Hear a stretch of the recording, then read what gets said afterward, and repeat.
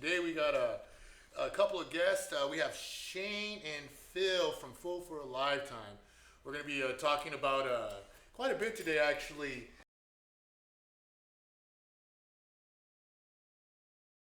Going into it, it was kind of a 1 to 100 situation with me. So, it was like I felt like I was playing catch up the whole time, getting ready for it, and the whole thing turned into just a lot of firsts for me. First time touring with a band on a label, first time in Europe, first time on a 12-hour flight. So most of it was just embracing it and soaking it kind of just going with the flow, because I luckily enough, having Phil with me, he had prior experience, so I kind of leaned on him a bit to kind of guide me and totally. Hey, I would have this been is doing the kind same of how thing. these things go, and hey, make sure this, and especially if you don't know a language. Like I look at Phil every single time. He's like, dude, don't look at me. I don't speak French. but let's back it up a little bit. So the band was Downset, right? Yeah. Yeah. So man, another killer band. Man, why don't we get them on the bill, dude? Yeah. Dude, we need to get them on the bill. Hey, if man. you guys are listening right now, let's get on this bill. Show me the money! Crowdfunding campaign, and we'll work that out. There you go. I know, huh?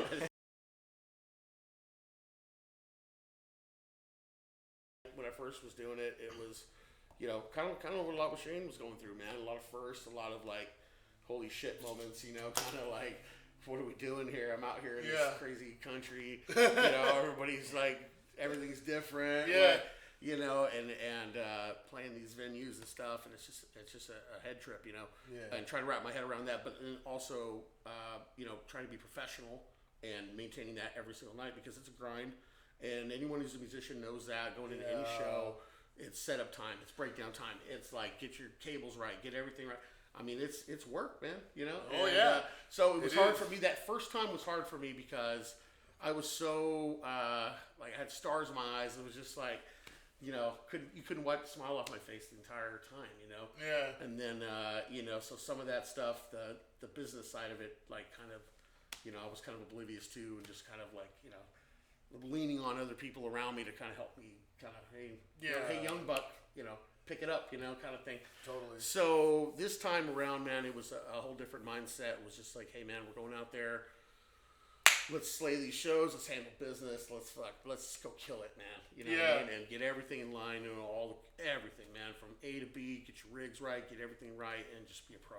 It'd been a good while since I'd kind of gone out there and toured like at least it's been some years. It's some years, yeah, almost 10. Actually. I was gonna say a decade. It's been almost a decade, man. Yeah, so.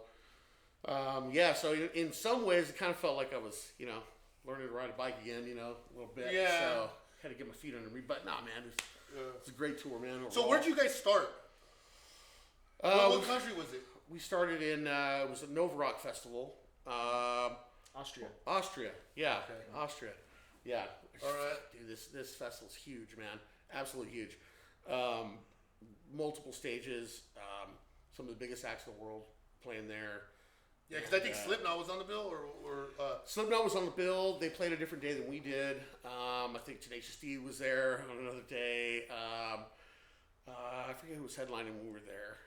Papa Roach was there. Papa Roach was there. Yeah, we actually played when Papa Roach was playing on the main stage, and we were playing a separate stage.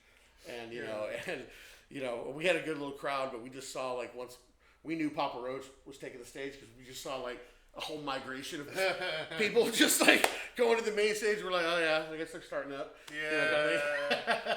But no, man, it was a killer experience. We were really taken care of, and then the backstage area was way cool too. It was all the bands back there just hanging and eating together in like this big mess hall, and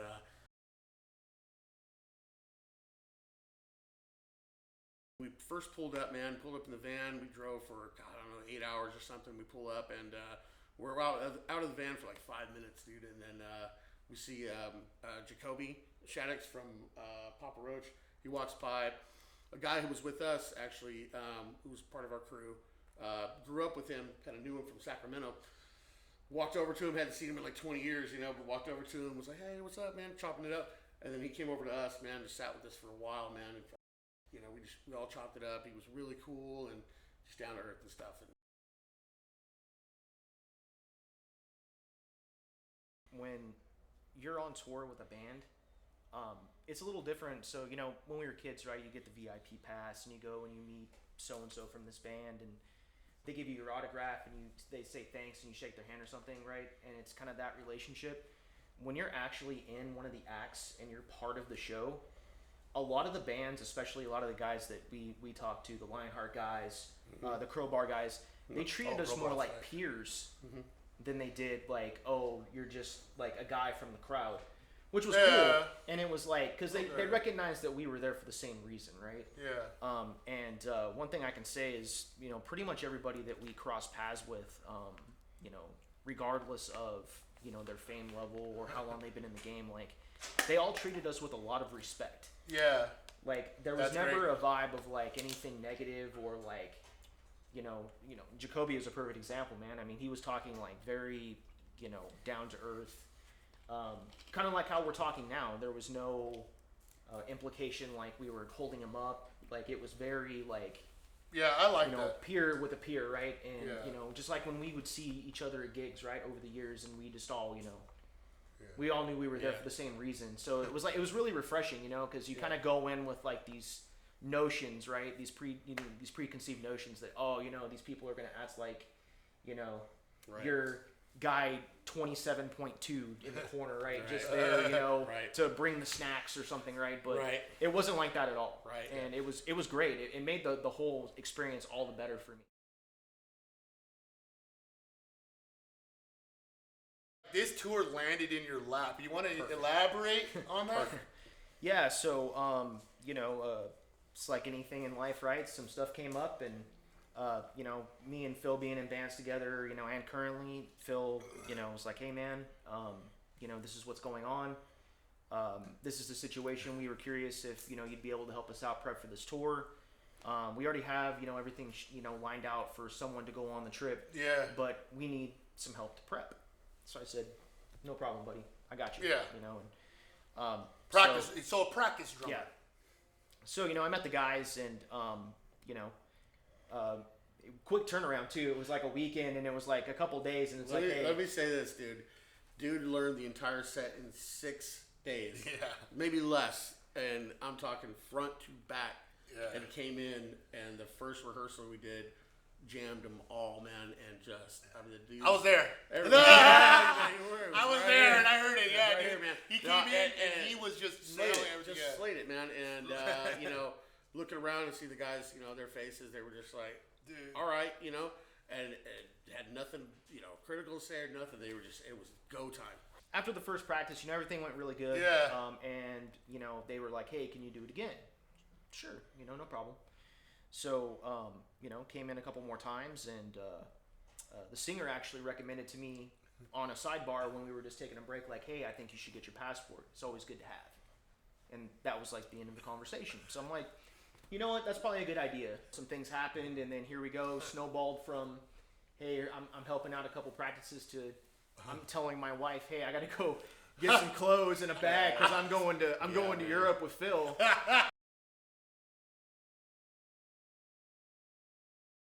These things are once in a lifetime. Right? Lifetime and opportunity. Like, when they come up, you have to take them. Yep. You have to. I mean, no is not an option. Like you have to will it into existence at that point, right? Like, there's 1,000 roadblocks, you know, especially at our age, right? Like, I got kids, a full-time job, 2 bands, life, you know, like, who's gonna cut my grass? Getting that passport, dude, became like this thing. It was like this, like, it almost turned into this like insurmountable like task to get done prior to going on tour, because the closer it was getting to like, okay, we're gonna depart and getting plane tickets and all this shit, like the passport hadn't shown up yet, and you know, Shane and I are talking about it, and we're like, dude, we have to get this thing here by all means necessary, right? And so Shane is like literally calling up Kevin McCarthy's office, calling up like politicians and things to like get me my passport.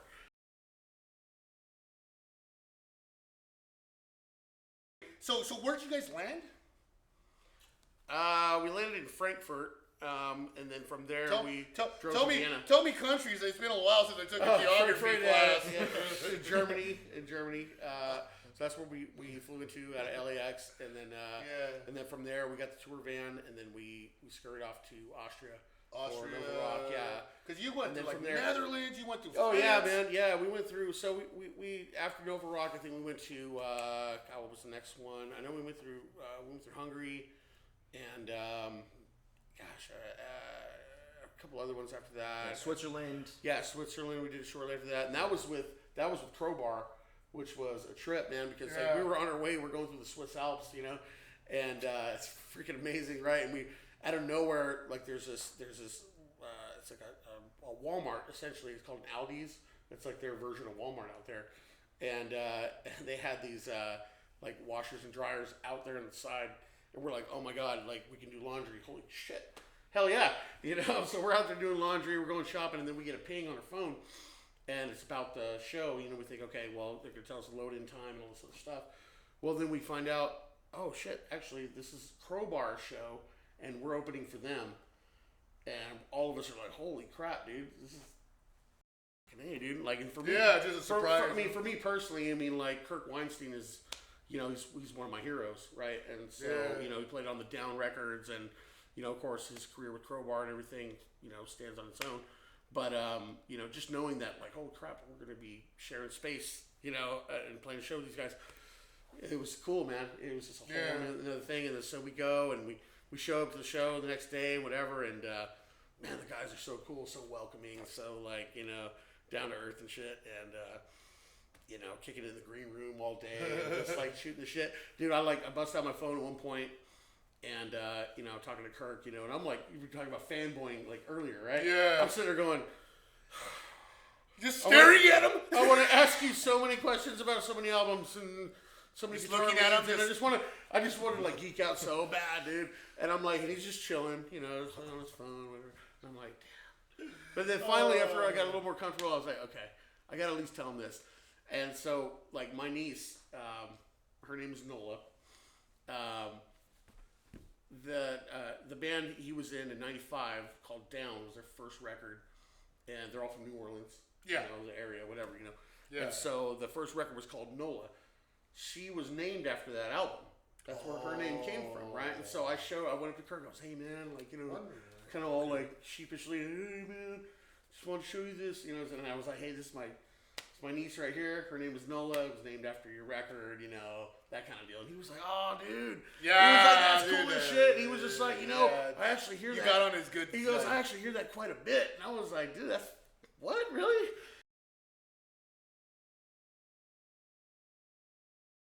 Who had the most brutal crowd? Ooh, man. Ooh, that's a good question. Yeah.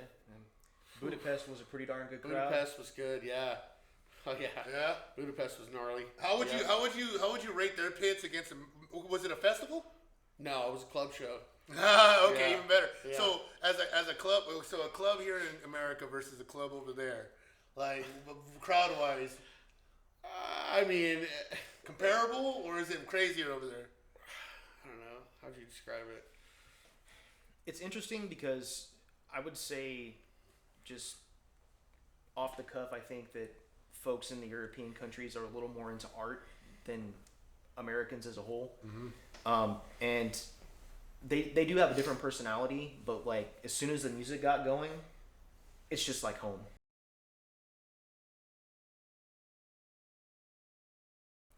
You're sharing space with 3-4 other guys, and it's it's the little things, right? And it's like, hey man, don't leave all your clothes laying around, or don't bag that shit up, man. Nobody wants to smell your nasty ass chonies, dude. Like, bag it up, kind of like, things like that, or like, keeping everything clean, and keeping a good clean van, dude. You gotta have it, man. You gotta have it, and so.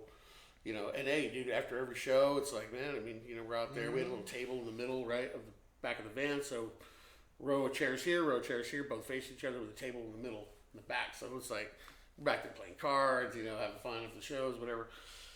So yeah, it gets all messed up, and you're like, so it's little stuff like that. It's like living quarters. It's like, Yeah. So those things. So I wouldn't say it was necessarily a hiccup, but it was just. That's not a setback. But you got to focus on that stuff because it can be.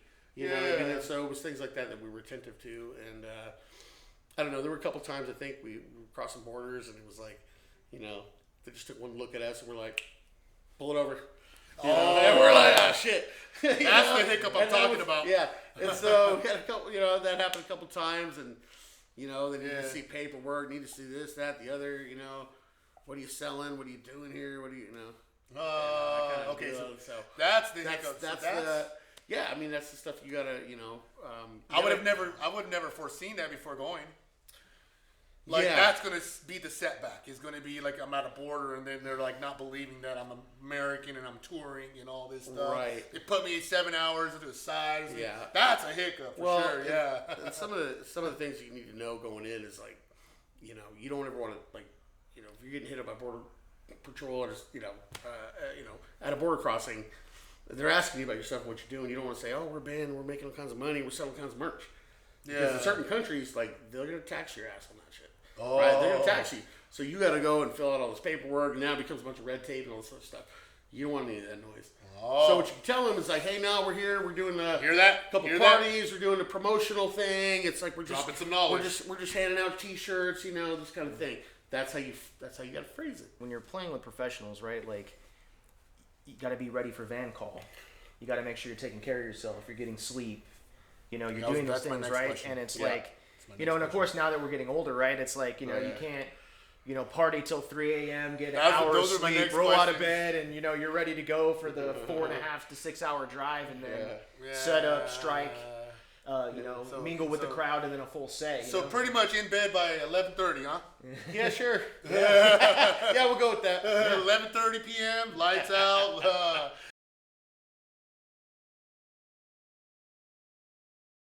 We want to do the next record. We're looking to record. We got some new material. We're going to debut actually on the 27th. So want to see everybody coming out. Check that out. Yeah. Some absolute killer songs, man. We got about four of them or so. 4 or 5. Dude, okay. That we're going to good. drop, and so all right. absolutely pumped to do that. So we want to get in the studio. Get in the studio. Put out the next record, and then really push that and do it right, and get out and make something happen. Like what Phil was saying, want to go and get get these on paper, so to speak, and unfortunately, last time we did it, we kind of got derailed by COVID. Oh, yeah. So we had got everything primed, ready to go, and then COVID kind of popped the balloon, unfortunately. But now, after this experience too, I mean, it's I bet all you're the pumped. it's all the I'd be more so thing pumped. that I want to do it with my own. Yeah. Downset was a blessing, and I appreciate Yeah. the opportunity. Yeah. But now I want to take Fool for a Lifetime. I want to take Barroom. I want to take these bands, and I want to do it with my own material. Yeah. With the guys that I write the material with. Yep. And now it's like even more of a You got fire. a taste. Yeah. It's like Yeah. I got a little you're taste so- of this, yeah. and then now You're so right. Like It's no longer fantasy. Yeah. It's a reality. Yeah. There's no like maybe about it anymore. Like Yeah. I crossed that threshold with Phil. We crossed that threshold. Yeah. Right? And so now it's no longer like, oh, this is an impossibility. No, it's very possible. Yeah. Yeah. And you just have to take the steps and do the work to achieve it. Yep.